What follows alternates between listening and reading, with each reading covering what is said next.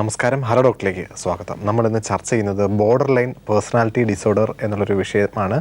ഈ വിഷയം ചർച്ചയ്ക്കായി നമ്മോടൊപ്പം ഉള്ളത് തിരുവനന്തപുരത്തെ മെഡിക്കൽ കോളേജിലെ സീനിയർ കൺസൾട്ടൻറ്റ് സൈക്യാട്രിസ്റ്റായ ഡോക്ടർ അരുൺ ബി നായരാണ്. നമസ്കാരം ഡോക്ടർ. ഹലോ ഡോക്ടറിലേക്ക് സ്വാഗതം.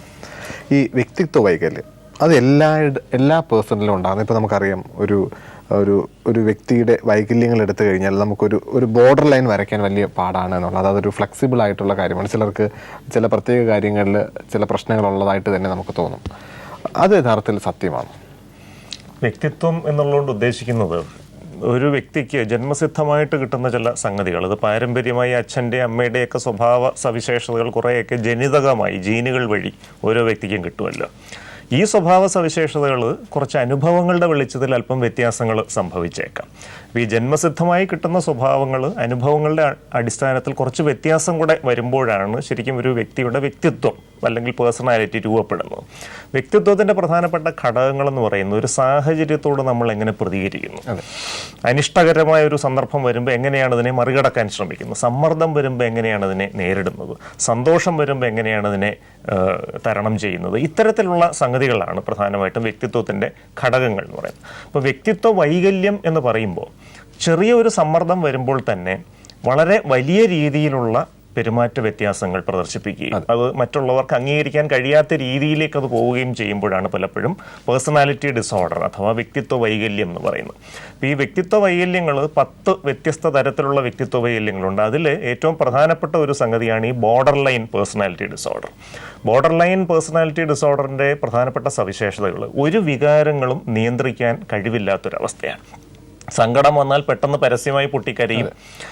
ഇഷ്ടം ഉള്ളൊരു കാര്യം ചെയ്യാൻ ആരെങ്കിലും തടസ്സം നിന്നാൽ ചിലപ്പോൾ പെട്ടെന്ന് ആത്മഹത്യാ ഭീഷണി മുഴക്കും, അല്ലെങ്കിൽ ആത്മഹത്യാ ശ്രമങ്ങൾ നടത്തും. സന്തോഷം വന്നാൽ ചിലപ്പോൾ ഒരു വ്യക്തിയെ കെട്ടി ചുംബിക്കാൻ പോലും മടിക്കാത്ത രീതിയിലേക്ക് പോയെന്നിരിക്കും. ദേഷ്യം വന്നാൽ അനിയന്ത്രിതമായ ദേഷ്യമായിരിക്കും. എന്ത് സാധനങ്ങളും എറിഞ്ഞ് നശിപ്പിക്കും, മറ്റുള്ളവരെ ഉപദ്രവിക്കും. ഈ ദേഷ്യപ്രകടനവും കഴിഞ്ഞ് കുറേ നേരം കഴിയുമ്പോൾ, ദേഷ്യമൊക്കെ തണുത്ത് കഴിയുമ്പോഴേക്ക് ഒരു കുറ്റബോധം, ഞാനിങ്ങനെ ചെയ്തു പോയത് ക്ഷമിക്കണം, എനിക്ക് തെറ്റുപറ്റിപ്പോയി എന്ന് പറഞ്ഞ് മാപ്പ് ചോദിക്കും. ഈ മാപ്പ് ചോദിക്കുന്നത് കേൾക്കുമ്പോൾ ബന്ധുക്കൾ വിചാരിക്കും അദ്ദേഹം നന്നായി പോയി എന്ന്. പക്ഷെ ഒരു പ്രയോജനവും. പിറ്റേന്ന് രാവിലെ വീണ്ടും ദേഷ്യപ്രകടനങ്ങൾ ഇങ്ങനെ ആവർത്തിക്കും. ഇവർക്ക് വ്യക്തമായൊരു ലക്ഷ്യബോധം കാണില്ല. എങ്ങനെയോ ജീവിതം ഇങ്ങനെ മുമ്പോട്ട് പോവുകയാണ്. ഒരു തുടർച്ചയായ ഒരു ശൂന്യതയാണ് അവരുടെ ജീവിതത്തിൽ നിലനിൽക്കുന്നത്. അതുകൊണ്ട് തന്നെ ദീർഘകാല അടിസ്ഥാനത്തിൽ ആസൂത്രണം ചെയ്യാനും ഇവർക്ക് കഴിവില്ലാത്തൊരു സ്വഭാവമാണ്. പലപ്പോഴും ഈ border line personality, border line വ്യക്തിത്വ വൈകല്യങ്ങളുള്ള ആളുകളാണ് പലപ്പോഴും വിവാഹശേഷം വിവാഹബന്ധത്തിൽ അസ്വാരസ്യങ്ങൾ വരികയും അതുപോലെ വഴക്കുകളും കേസുകളും ഒക്കെ ആയിട്ട് പലപ്പോഴും കുടുംബ കോടതികളിലും മറ്റുമൊക്കെ എത്തിച്ചേരാൻ സാധ്യതയുള്ളൊരു വിഭാഗമാണ് ഈ ബോർഡർ ലൈൻ വ്യക്തിത്വ.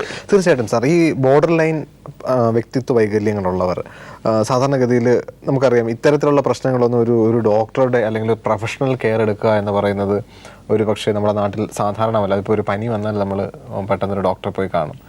പക്ഷേ ഹാർട്ടിനൊരു പ്രശ്നം വന്നാൽ പെട്ടെന്നൊരു ഡോക്ടറെ പോയി കാണും. പക്ഷേ ഇത്തരത്തിലുള്ളൊരു വ്യക്തിത്വ വൈകല്യങ്ങൾ കണ്ടു കഴിഞ്ഞാൽ ഒരു പ്രൊഫഷണൽ ഹെൽപ്പ് തേടുക എന്ന് പറയുന്നത് ഇപ്പോഴും കേരളത്തിൽ ചെയ്യാത്തൊരു കാര്യം തന്നെയാണ്. അത്തരത്തിലുള്ള അനുഭവങ്ങൾ ഉണ്ടാകാറുണ്ടോ? 2 കാരണങ്ങൾക്കാണ് ഈ ബോർഡർ ലൈൻ വ്യക്തിത്വ വൈകല്യമുള്ള ആളുകൾ ഡോക്ടറിനെ തേടി വരുന്നത്. ഒന്ന്, ഒരു കോടതി ഉത്തരവ് പ്രകാരം അവരുടെ മനഃശാസ്ത്ര വിശകലനത്തിന് വേണ്ടി ഒരു സൈക്യാട്രിസ്റ്റിൻ്റെ അടുത്തേക്ക് അവർ വന്നെന്നിരിക്കാം. അത് പലപ്പോഴും വിവാഹമോചനങ്ങളുടെ കേസുകളുടെയൊക്കെ പശ്ചാത്തലത്തിലായിരിക്കും. രണ്ടാമത്, ഈ ബോർഡർ ലൈൻ വ്യക്തിത്വ വൈകല്യമുള്ള ആളുകൾ ആത്മഹത്യാ പ്രവണത വളരെ കൂടുതലുള്ള ആളുകളാണ്. അവരാഗ്രഹിക്കുന്ന ഒരു കാര്യം നടക്കാതെ വന്നാൽ, വളരെ ചെറിയ ഒരു പ്രശ്നമാണെങ്കിൽ പോലും ആത്മഹത്യാ പ്രവണതയായിരിക്കും അതിൻ്റെ ഒരു പ്രതികരണം എന്ന് പറയുന്നത്. ചെറിയ ഒരു കാര്യം ആരെങ്കിലും സാധിച്ചു കൊടുത്തില്ലെങ്കിൽ ഉടനെ ബ്ലേഡ് എടുത്ത് കൈമുറിച്ച് വെക്കുക, അല്ലെങ്കിൽ ഒരു 4 ഗുളികകൾ എടുത്ത് കഴിച്ച ശേഷം പുറത്തേക്ക് വന്ന് 40 ഗുളികകൾ വിഴുങ്ങി എന്ന് പറഞ്ഞ് ബന്ധുക്കളൊക്കെ ഒന്ന് ഭയപ്പെടുത്തുക. മരിക്കണം എന്നൊരു താല്പര്യം ഇവർക്ക് ഇല്ല. ശരിക്കും പറഞ്ഞാൽ യഥാർത്ഥത്തിലുള്ളൊരു ആത്മഹത്യാ പ്രവണതയല്ല, ആത്മഹത്യാ ചേഷ്ടകൾ അഥവാ സൂയിസൈഡൽ ജസ്റ്റേഴ്സാണ് ഇവരുടെ പ്രത്യേകത എന്ന് പറയുന്നത്. അത് പലപ്പോഴും മറ്റുള്ളവരെ ഭയപ്പെടുത്താനും അവരുടെ ആഗ്രഹങ്ങൾ നേടാനുള്ളൊരു ഉപാധിയായിട്ട് ഇവർ വളരെ ഫലപ്രദമായിട്ട് ഉപയോഗിക്കും. ഇപ്പോൾ ശരീരമാസകലം വളരെ ഉപരിപ്ലവമായ മുറിവുകൾ, നിരന്തരമായിട്ട് ഗുളികകൾ അധികം കഴിച്ച് ആത്മഹത്യക്ക് ശ്രമിക്കുക, ഇങ്ങനെയുള്ള രീതികളാണ്. അപ്പോൾ പലപ്പോഴും ഒരു വ്യക്തി 40 ഗുളികകൾ കഴിച്ചു എന്ന് പറഞ്ഞു കഴിഞ്ഞാൽ ബന്ധുക്കൾക്ക് വലിയ മാർഗ്ഗങ്ങളൊന്നുമില്ല, ആശുപത്രിയിൽ കൊണ്ടുപോകുക എന്നുള്ളതേ നിവർത്തിയുള്ളൂ. പലപ്പോഴും അങ്ങനെയാണ് ഈ ബോർഡർ ലൈൻ വ്യക്തിത്വ വൈകല്യമുള്ള ആളുകൾ ഒരു സൈക്യാട്രിസ്റ്റിന്റെ മുമ്പിൽ എത്തുന്നത്. ഇങ്ങനെ ആത്മഹത്യാ ശ്രമവുമായി ആശുപത്രിയിൽ അഡ്മിറ്റഡ് ആയി തുടർന്ന് ആണ് ഒരു സൈക്യാട്രിസ്റ്റിന്റെ അടുത്തേക്ക് എത്തുന്നത് എന്നുള്ളതാണ്.